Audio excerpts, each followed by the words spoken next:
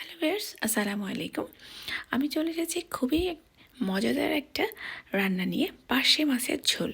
অনেকে আছেন যারা পার্শে মাছ খেতে পছন্দ করেন, আর এই শীতের সময় কিন্তু পার্শে মাছটা খুব ভালো পাওয়া যায়।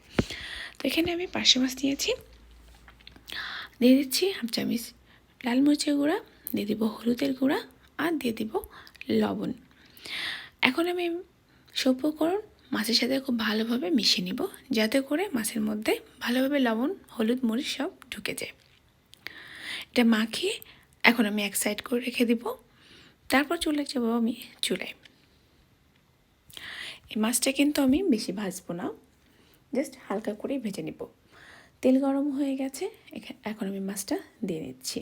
আর এই মাছটা কিন্তু খুবই নরম মাছ, আর মাছটা কিন্তু খুব কড়া করে ভাজা যাবে না, জাস্ট হালকা করে ভেজে নিতে হবে। বেশি ভাজলে কিন্তু মাছের আসল যে স্বাদটা সেটা নষ্ট হয়ে যাবে। আপনারা দেখতে পাচ্ছেন আমি খুব সাবধানে মাছটা উল্টে দিচ্ছি, আর উল্টানোর পরেই আমি মাছটা কিন্তু নামিয়ে নিব। আমি বারবার বলছি মাছটা কিন্তু বেশি আমি ভাজবো না।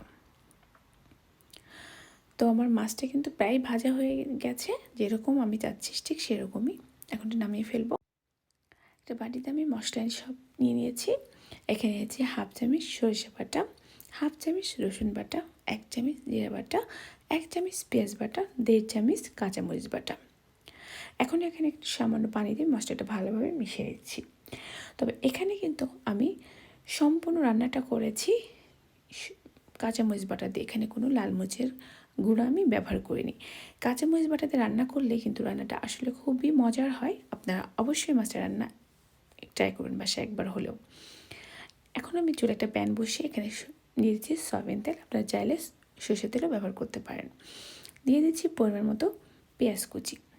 এই পেঁয়াজটা একটু লালচে ভাব চলে আসলেই আমি এখানে দিয়ে দিব বাটা মশলাগুলো। আমি এখানে বাটা মশলাগুলো দিয়ে নিয়েছি। এখন দিয়ে দিচ্ছি হলুদের গুঁড়া।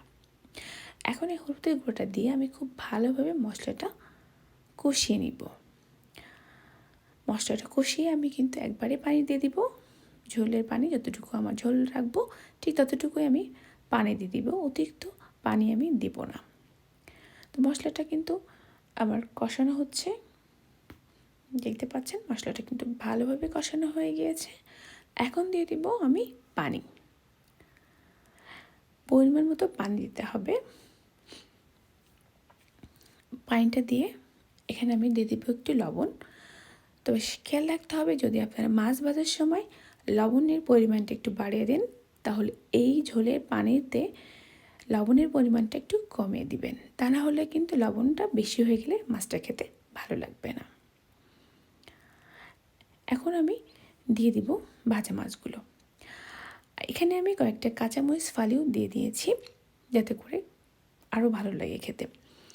মাছ যখন বলক ওঠা শুরু করবে তখন আমি ঢাকনি দিয়ে ঢেকে দিব। বলক ওঠা কিন্তু শুরু হয়েছে। তো আমার হয়ে গেছে আমার রান্না পার্শে মাছের ঝোল।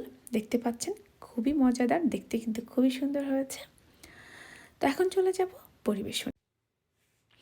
আমি এখানে কাঁসার প্লেটে পরিবেশন করছি। কাঁসার প্লেট আমার খুবই পছন্দ, আর গরম ভাতের সাথে পার্শে মাছের ঝোল খেতে কিন্তু ভীষণ মজা। একবার হলেও বাসায় ট্রাই করবেন এই পার্শে মাছের ঝোল রান্না করতে। আশা করি রান্নাটা আপনাদের সবার ভালো লেগেছে। অবশ্যই কমেন্টস করে জানাবেন রান্নাটা কেমন হয়েছে, আর লাইক দিবেন।